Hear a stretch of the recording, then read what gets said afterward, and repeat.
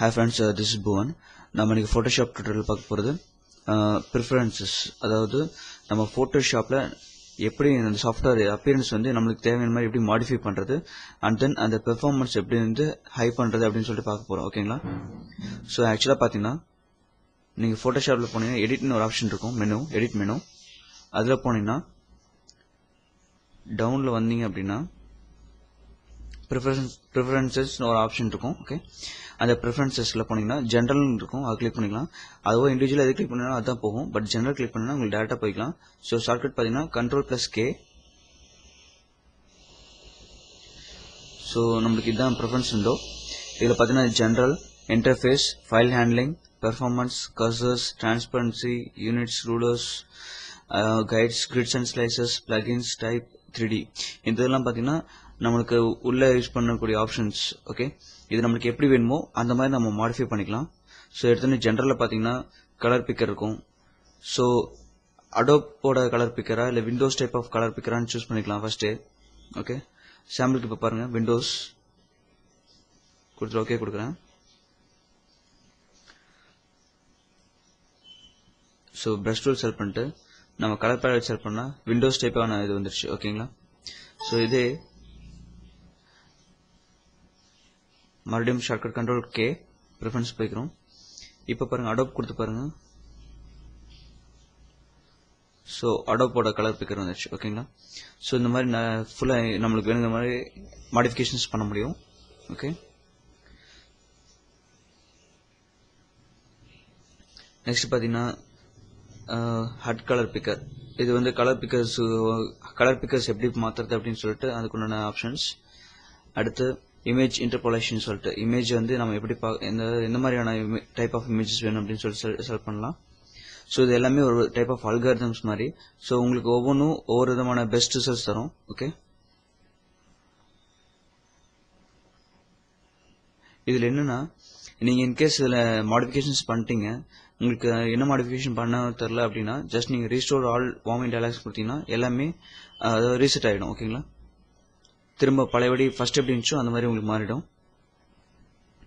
Next பார்த்தீங்கன்னா auto update option இருக்கும். Auto அப்டேட்னா nothing but இப்போ நீங்கள் ஒரு டாக்குமெண்ட் ஓப்பன் பண்ணி ஒர்க் பண்ணிருக்கீங்க, அதே சமயம் அது இன்னொரு விண்டோவில் இன்னொரு சாஃப்ட்வேர் ஓப்பன் பண்ணியிருக்கு அப்படின்னா அந்த சாஃப்ட்வேர் இன்கேஸ் அந்த ஃபைலை மாடிஃபை பண்ணிச்சு அப்படின்னா இது ஆட்டோமேட்டிக்காக அப்டேட் பண்ணிக்கும். இல்லை அப்படின்னா நீங்கள் என்ன பண்ணணும்னா க்ளோஸ் பண்ணிட்டு தான் திரும்ப ஓப்பன் பண்ணால் தான் அப்டேட் ஆகும். ஸோ இந்த ஆப்ஷன் எனேபிள் பண்ணிட்டீங்கன்னா உங்களுக்கு ஆட்டோமேட்டிக்காக அப்டேட் ஆகிடும்.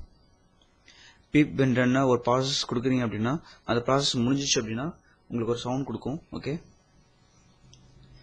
இது இன்கேஸ் ஸ்லோவாக இருக்க கம்ப்யூட்டர்ஸ்க்கு வந்து நீங்கள் ப்ராசஸ் கொடுத்து முடிச்சிட்டீங்க, ஃபைனலாக எப்போ முடியுதுன்னு தெரியணும் அப்படின்னா இது எனேபிள் பண்ணிங்கன்னா உங்களுக்கு நல்லாயிருக்கும்.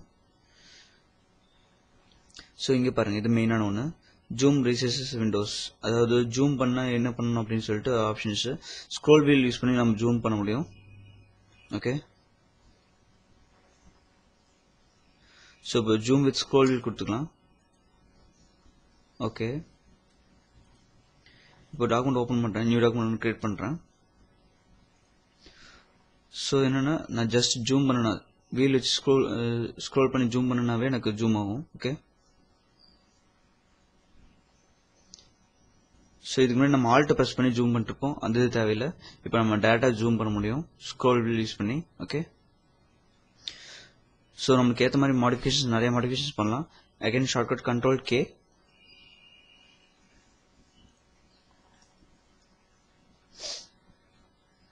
ஓகே, ஸோ இந்த மாதிரி இதில் ஒவ்வொன்றும் ஒவ்வொரு ஆப்ஷன்ஸ் இருக்குது, நீங்கள் எல்லாமே நீங்கள் எடுத்து பார்க்கலாம்.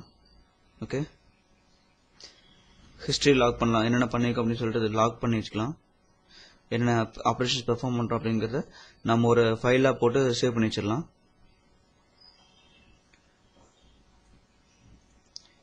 நெக்ஸ்ட் பார்த்தீங்கன்னா இன்டர்ஃபேஸ். அதாவது பின்னாடி பேக்ரவுண்ட் கலர் எப்படி இருக்கணும், பார்டர் எப்படி இருக்கணும் அப்படிங்கிறதெல்லாம் நம்ம செலக்ட் பண்ணிக்கலாம். ஓகே, இது கஸ்டம் கலர் செலக்ட் பண்ணி வச்சுட்டோம் அப்படின்னா இப்போ பாருங்கள். ஓகே, ஸோ நீங்கள் டேரெக்டாக இங்கிருந்தே வியூ பண்ணலாம் என்ன மாதிரி கலர் வேணும் அப்படிங்கிறது.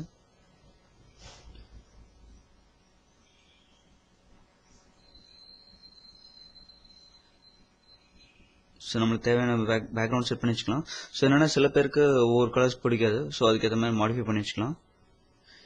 நீங்கள் என்ன மாடிஃபிகேஷன் பண்ணாலும் அது எல்லாமே ரீசெட் பண்ண முடியும். திரும்ப ரீஸ்டோர் டிஃபால்ட் ஒர்க் ஸ்பேஸஸ் கொடுத்தீங்கன்னா எல்லாமே டிஃபால்ட்டாக வந்துடும்.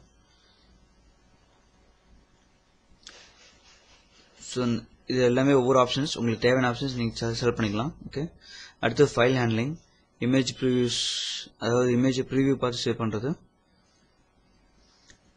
அடுத்து ஃபைல் எக்ஸ்டென்ஷன், என்ன மாதிரி எக்ஸ்டென்ஷன் சேவ் பண்ணணும் அப்படின்ட்டு. ஏன்னா சில எக்ஸ்டென்ஷன்ஸ் வந்து உங்களுக்கு வந்து கேபிட்டல் லெட்டரில் தேவைப்படும். சில இது மோஸ்ட்லி உங்களுக்கு லோயர் கேஸ் தான் வேணும். ஸோ நீங்கள் எப்படியே விட்டுறலாம். இது பார்த்தீங்கன்னா சேவஸ் ஆப்ஷன் கொடுக்கும்போது இது எல்லா டைம் பார்த்தீங்கன்னா நம்ம எந்த ஃபோல்டர்லேருந்து இந்த டாக்குமெண்ட் ஓப்பன் பண்ணோமோ அந்த ஃபோல்டர்லேயே உங்களுக்கு போய் சேவ் ஆகும். ஸோ அதை நம்ம ஓவர் ரைட் பண்ணலாம். இதை டிக் எடுத்துட்டோம் அப்படின்னா நம்ம வேற இடத்துக்கு போய் சேவ் பண்ணுறதுக்கு அது ஆட்டோமேட்டிக்காக ரெகனைஸ் பண்ணிக்கும். இல்லைன்னா திரும்ப அதே இடத்துக்கு போய் சேவ் ஆகிட்டு இருக்கும். ஓகே, இது எந்த இடத்துல யூஸ் ஆகும் அப்படின்னா, ஒரு ஃபைல் எடுத்து நீங்கள் ஆப்ரேட் பண்ணுறீங்க, அதை வந்து இன்னொரு இடத்துல சேவ் பண்ணிக்கிறீங்க, மறுபடியும் இன்னொரு தாட்டி சேவஸ் கொடுத்தீங்கன்னா திரும்ப வந்து உங்களுக்கு இந்த டாக்குமெண்ட் ஓப்பன் பண்ண இடத்துக்கு தான் போகுமே வெளியே, நீங்கள் சேவஸ் கொடுத்து இதுக்கு முன்னாடி ஓப்பன் பண்ண இடத்துக்கு போகாது. Okay, performance. ஸோ இங்கே தான் மெயினான இது விஷயம் இருக்குது. இப்போ என்னென்னா ரேம் எவ்வளோ அவைலபிள், நம்ம எவ்வளோ யூஸ் பண்ணுங்கிறது எழுதி செட் பண்ணி வச்சுக்கலாம். இன்கேஸ் வந்து சில சிஸ்டமில் ரேம் கம்மியாக இருக்கும். ஸோ அந்த டைம் என்னென்னா ஃபோட்டோஷாப்பே ஃபுல்லாக யூஸ் பண்ணிச்சு அப்படின்னா உங்களுக்கு வந்து சிஸ்டம் ஹேங் ஆகிடும். ஸோ அந்த டைமில் நம்ம என்ன பண்ணலாம் அப்படின்னா, நம்மளுக்கு எவ்வளோ ரேம் யூஸ் பண்ணிக்கலாம் அப்படின்னு சொல்லிட்டு நம்ம இங்கே செட் பண்ணி வச்சுக்கலாம். ஸோ அதை தாண்டி இது போகாது. ஓகேங்களா,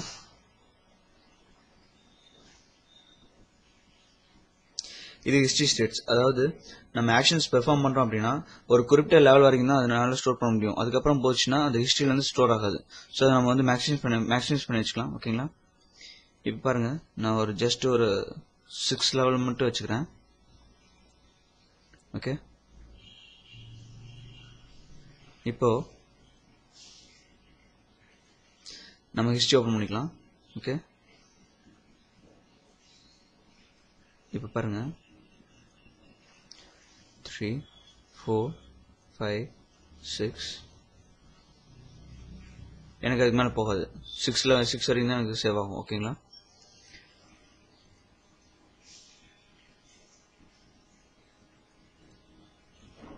ஸோ நான் எத்தனை ஆப்ரேஷன்ஸ் பண்ணாலும் எனக்கு 6 வரைக்கும் சேவ் ஆகும். அதுக்கு மேலே போகிறது வந்து எனக்கு சேவ் ஆகாது. சரிங்களா,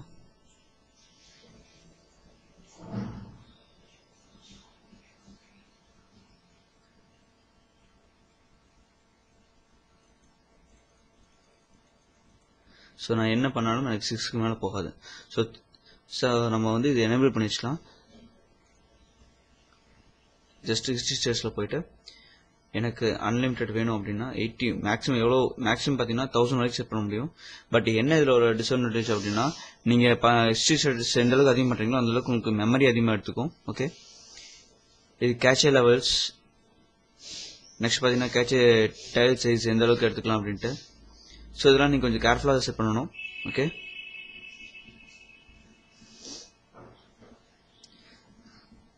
இது பார்த்தீங்கன்னா ஸ்க்ராட்ச் டிஸ்க்.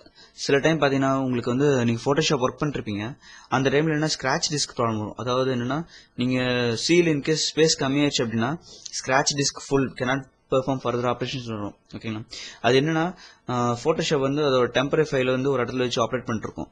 நம்ம யூஸ் பண்ணுற லெவல் இன்கேஸ் எக்ஸிட் ஆயிடுச்சு அப்படின்னா உடனே அது ஃபோட்டோஷாப்பில் வந்து வேற எந்த நீங்கள் ஆக்ஷன்ஸும் பண்ண முடியாது. உங்களுக்கு உடனே ஸ்டாப் பண்ணிருக்கோம். இந்த மாதிரி ஸ்க்ராட்ச் டிஸ்க் ஃபுல் ஆயிடுச்சு, ஸோ வந்து இது பண்ண முடியாது, ரெக்டிஃபை பண்ண முடியாது அப்படின்னு சொல்லி உங்களுக்கு வந்து அலர்ட் காட்டிகிட்டே இருக்கும். ஸோ நீங்கள் அதுக்கு வந்து செட் பண்ணிக்கலாம். வேறு டேரக்டாக செட் பண்ணிக்கிட்டீங்கன்னா உங்களுக்கு இந்த ப்ராப்ளம் ஈஸியாக சால்வ் பண்ணிடலாம். ஓகேங்களா, ஸோ சீல ஸ்பேஸ் கம்மியாக இருக்குன்னு நீங்கள் பயப்பட தேவையில்லை. Okay, next cursors. இது பார்த்தீங்கன்னா சில சமயம் பார்த்தீங்கன்னா உங்களுக்கு கர்சர் வந்து பெரிய லெவல், அதாவது இந்த ரவுண்டட் கர்சர்ஸ் வந்து உங்களுக்கு தெரியாது. ஏன்னா உங்களுக்கு வந்து ஸ்டாண்டர்ட் ப்ரீசைஸ்ங்கிற ஆப்ஷன்ஸ்லாம் இருக்குது.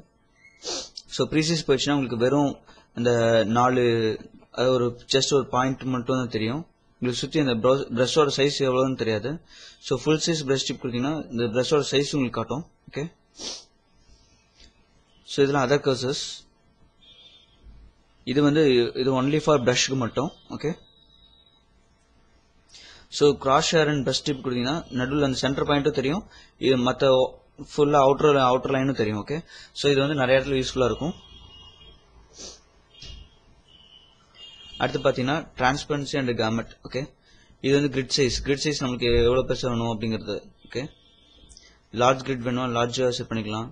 ஓகே, கிரிட் கலர்ஸ் பார்த்தீங்கன்னா இப்போ டார்க்காக வேணும், உனக்கு லைட்டாக வேணும் அப்படின்னா இப்போ பாருங்கள், ஜஸ்ட் ஒரு நியூ டாக்குமெண்ட் கிரியேட் பண்ணலாம்.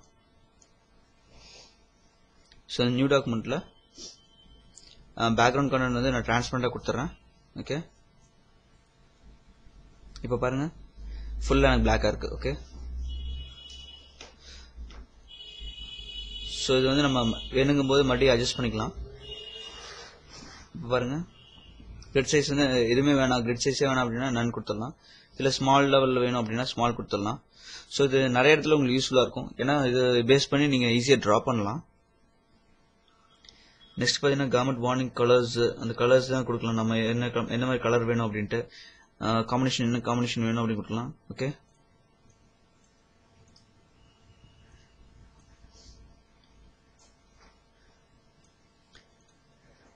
நெக்ஸ்ட் பார்த்தீங்கன்னா units and rulers. Okay, rulers வந்து உங்களுக்கு எந்த மாதிரி என்ன இதில் வேணும் அப்படின்னு சொல்லி செட் பண்ணிக்கலாம்.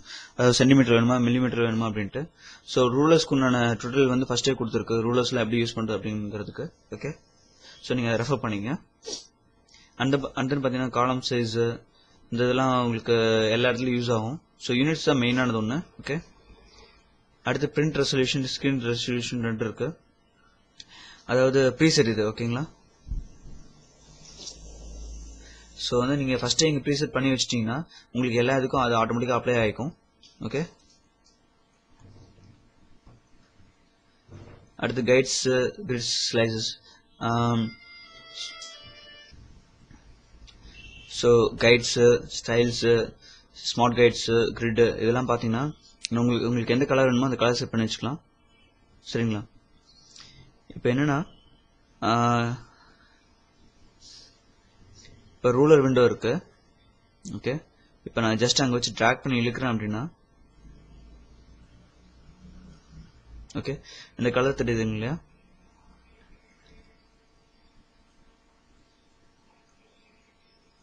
ஸோ இந்த கலர் நம்மளுக்கு வேணும்னு மாடிஃபை பண்ணிக்கலாம்.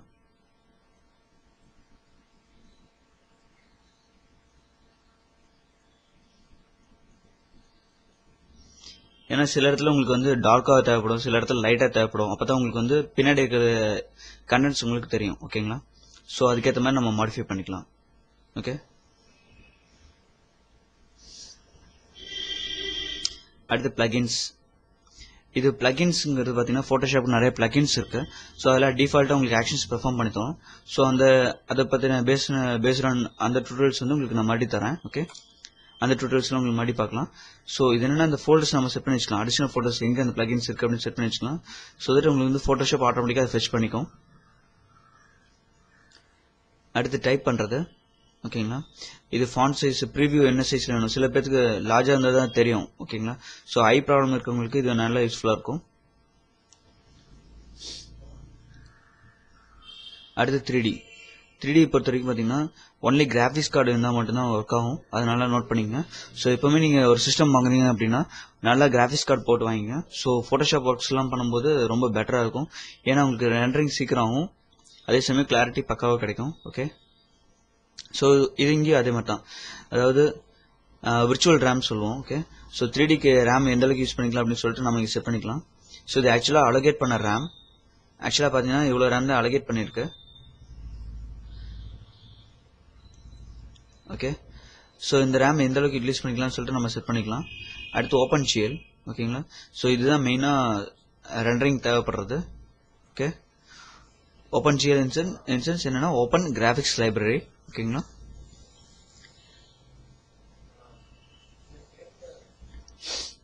அடுத்து பார்த்தீங்கன்னா இது ஒவ்வொன்றுக்கு உண்டான 3Dக்கு உண்டான கலர்ஸ் என்னென்ன கலர்ஸ் வேணும் அப்படின்னு செட் பண்ணிக்கலாம்.